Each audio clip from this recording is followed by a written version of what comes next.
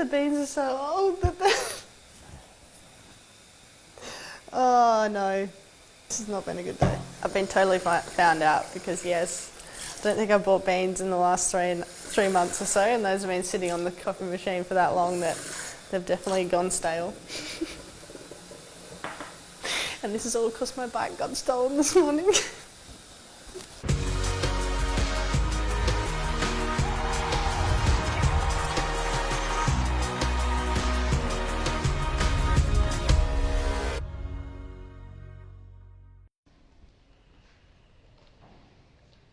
I'd have coffee pretty much most mornings, only just a black coffee, so if I'm at home or near a cafe, a long black, or every now and then just some instant coffee. I like coffee for a number of reasons. I think mainly either as a social thing to sit down with a bunch of people and just share a drink and a chat, or on your own to stop and just have a think.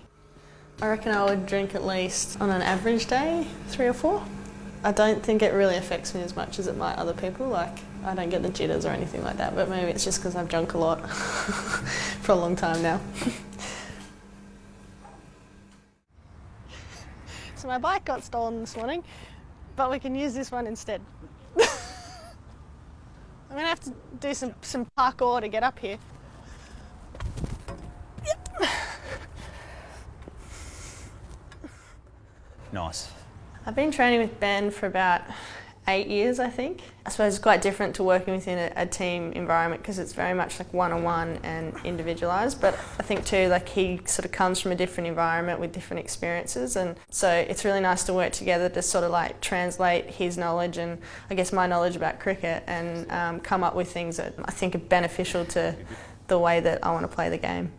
Ellyse's work ethic is second to none. She's certainly up there as having the greatest work ethic that I've ever seen. She's fantastic at what she does, so in many respects I guess I can do more with her because we've been working together for so long now, so I've really got to dig into the toolbox of drills and so on, and a lot of the time, because she knows what she's doing, she moves so well, she's so strong, then it's trying to work with her to find out what's relevant to her game in particular. It's easier this side. Yep. Do you always turn off one leg or not?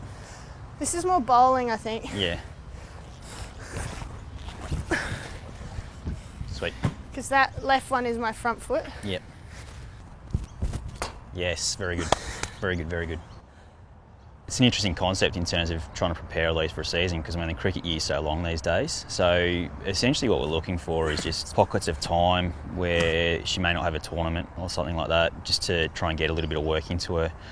So when you bowl on that when you're released from the top, you tend to have a longer stride leading into that. What we do like doing is just reviewing a bit of the last tournament and making a few tweaks in each little block just to make sure that she can come into the next tournament, making sure that she's overcome any issues from the previous one. Off you go, all the way to the end of the hurdles. There's a few things that we try and train in terms of basic running mechanics, which a lot of athletes will do, but then we're trying to apply that into a cricket sense. So getting her to turn for 180 degrees is very different to, say, for instance, what we might do in rugby, where it might be just a 45-degree change of direction. So just different positions, a lot more overhead stuff coming across her body, which potentially we might not do in other sports because other overhead sports require you to have your arms overhead for a period of time, where she's moving dynamically through high and low positions all the time. Nice.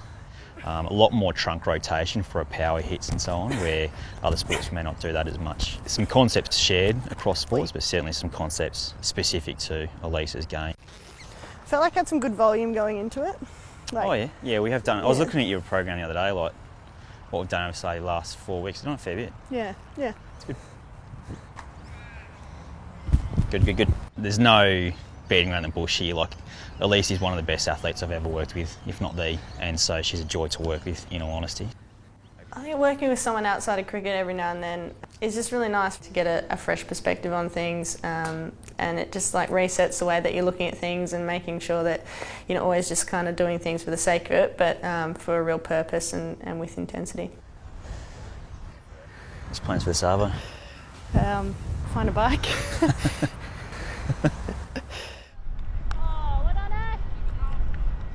My first experience playing for Victoria was awesome. I absolutely loved it.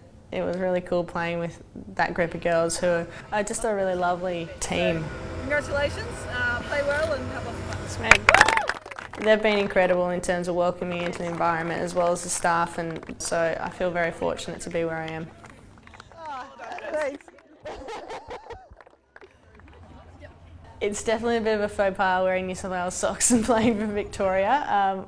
Probably wasn't intentional. It's just a really big habit of mine that I've had since I've started playing for primary school in New South Wales, and I guess in a way I've kept wearing those socks because they sort of remind me of why I started playing cricket, the enjoyment that I get from it, and I guess the essence of it as well, at such a young age. So yeah, that's where it all came from. There's some really familiar faces in the Victorian team. A lot of girls who I've played with before, and are also really great mates. What was I going to say to you? Thanks. I haven't quite learnt the team song yet, but I'm getting there. Hey, lots of fun, eat some fun, enjoy yourselves today. Victorian girls are hard to beat when they come out to play. Victoria will be champions, just you wait and see. I'm incredibly appreciative to them for the opportunity and the way that they've welcomed me in. Yeah, it was a special day. I had a smile on my face, I was happy.